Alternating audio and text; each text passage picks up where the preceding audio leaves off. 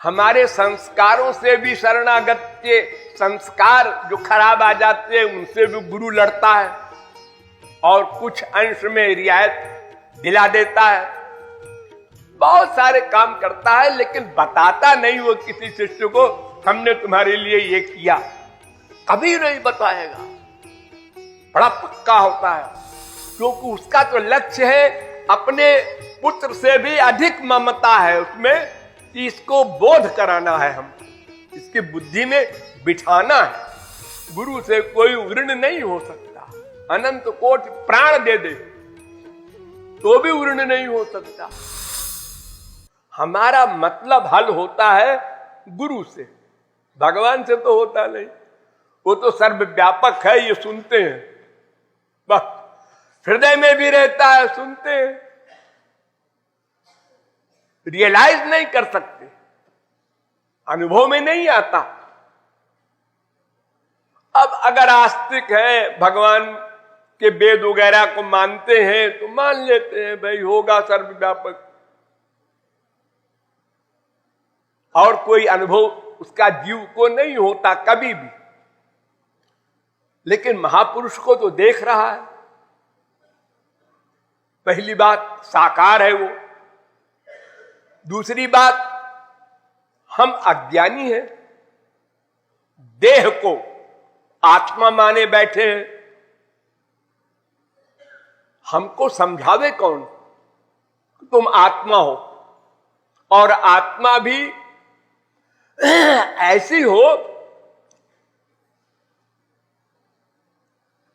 कृष्णेरो नित्य दास, जीवेर स्वरूप हो कृष्णेर नित्य दास।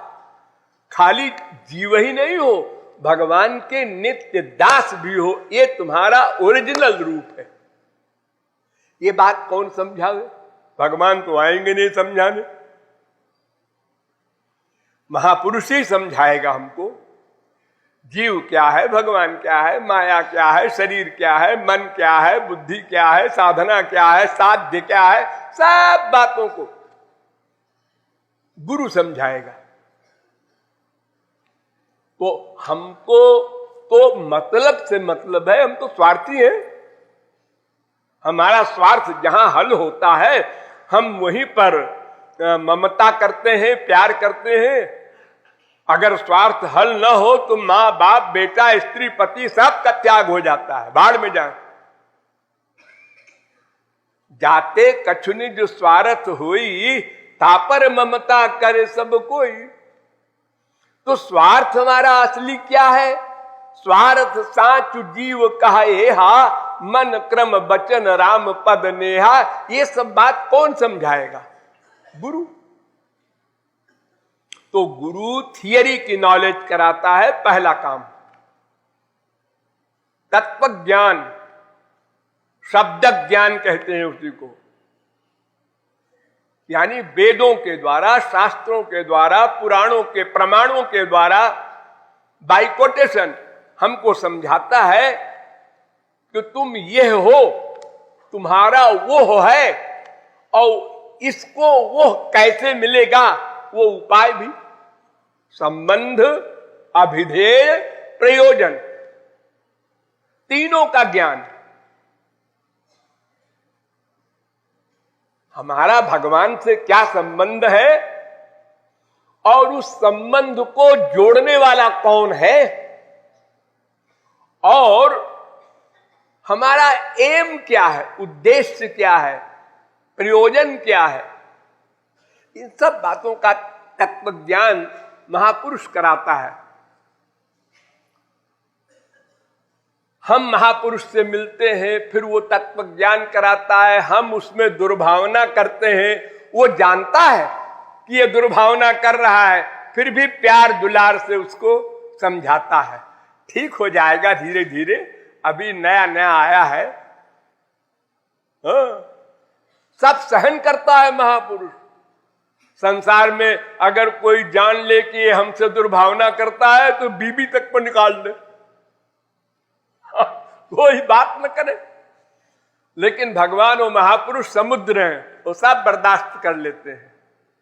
अरे बच्चा है बेचारा, नहीं समझता, आप लोगों ने सुना होगा, एक गुरु के दो चेला थे, दोनों गंवार थे और गुरु जी भी वैसे ही थे। तो पैर दबाने के लिए दोनों आवे, वो कहे हम दबाएंगे इस पैर को, वो कहे हम दबाएंगे। तो गुरु जी ने कहा भाई लड़ो मत, ऐसा करो कि तुम दाहिना पैर दबाओ, तुम बायां पैर दबाओ, दोनों को बंटवारा कर दिया।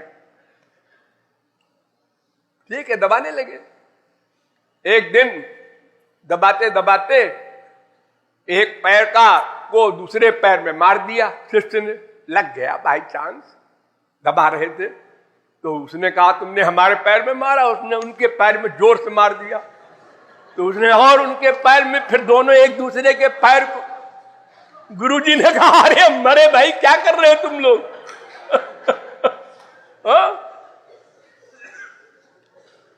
हाँ, ये सब संसार में अपढ़ गंवार लोगों में होता है इस तरह का नाटक।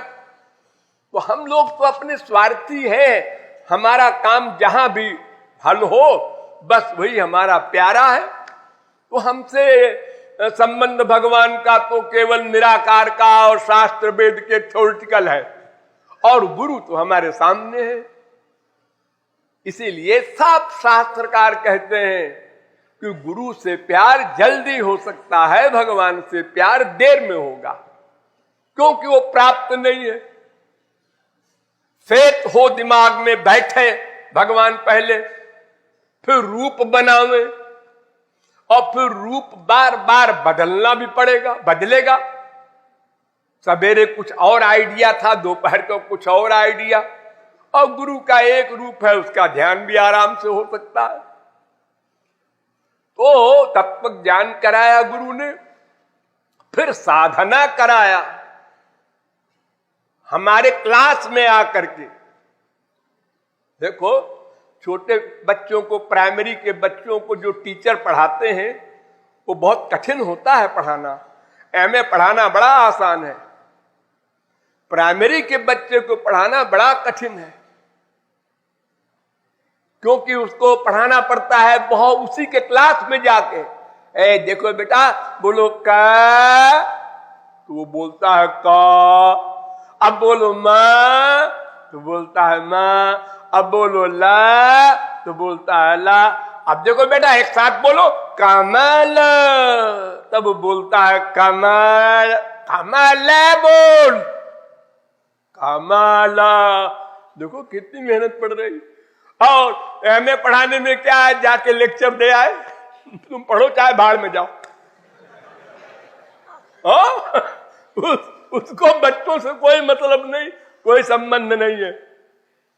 तो जाके अपने जो पीरियड है उसका अपना 40 मिनट बोल लिया है, हो गया छुट्टी।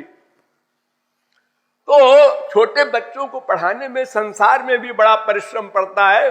उसी प्रकार महापुरुष को, मायाबद्ध जीवों को बोध कराने में बहुत मेहनत पड़ती है।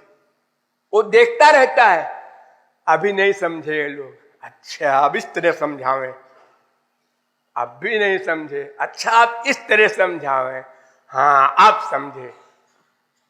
जब तक समझ न ले तब तक गुरु आगे नहीं बढ़ता है, क्योंकि उसका तो लक्ष्य है, अपने पुत्र से भी अधिक ममता है उसमें, कि इसको बोध कराना है, हमको इसकी बुद्धि में बिठाना है। ये लक्ष्य है उसका। खाली ये लक्ष्य नहीं है कि हमें दिखाना है हम बड़े विद्वान हैं। ऐसा नहीं है। वो तो थ्योरेटिकल मैन करता है, लेक्चर दे दिया बस हो गया। प्रैक्टिकल मैन जो महापुरुष होता है वो बोध कराने की चेष्टा करता है। अब हम जितनी योग्यता रखते हैं उसी के अनुसार कैच करते हैं। धारणा शक्ति सबकी अलग अलग है। कोई अधिक केयर से सुनता है, कोई केयरलेस है, कुछ सुना और कुछ उधर देख लिया, कुछ उधर देख लिया। कुछ ऐसे भी होते हैं तामसी लोग कि सोते रहते हैं, जब लेक्चर खत्म हुआ तो आंख खुल गई। हाँ ऐसे भी है पापात्मा जीव। तो महापुरुष के द्वारा थियरी की नॉलेज हुई, पहला काम ये। फिर साधना कराया उसके साथ बैठ करके। नंबर 2, फिर जो कुछ बीच में हमको शंका हुई या गड़बड़ी हुई, वो भी गुरु के पास जाके समझा हमने। हमारे संस्कारों से भी शरणागत के संस्कार जो खराब आ जाते हैं उनसे भी गुरु लड़ता है और कुछ अंश में रियायत दिला देता है, बहुत सारे काम करता है, लेकिन बताता नहीं वो किसी शिष्य को हमने तुम्हारे लिए ये किया, कभी नहीं बताएगा। बड़ा पक्का होता है, कितने ही किसी के लिए उपकार करे भीतर भीतर, लेकिन मुंह से कभी नहीं बताएगा मैंने तुम्हारे लिए ये किया, हमेशा चुप गोपनीयम। और ये सब होने के बाद जब साधन भक्ति करते करते अंतःकरण शुद्ध हो जाता है, तब फिर वो जो दिव्य प्रेम पावर वो भी गुरु ही देता है, भगवान नहीं आता देने। गुरु ने दिव्य बना दिया हमारे इंद्रियों को, मन को, बुद्धि को। अब भगवान साहब आए अब कहा है वो सारा काम तो हमारे गुरु जी ने किया। अरे भाई तुम्हारे गुरु जी ने किया, हम भी मानते हैं, तुम्हारे गुरु जी के तो हम भी अनुयायी हैं, उनके चरण धूलि चाहते हैं। अनुव्रजाम्य हम नित्यम पूये ये त्यंघ्रेणु भी।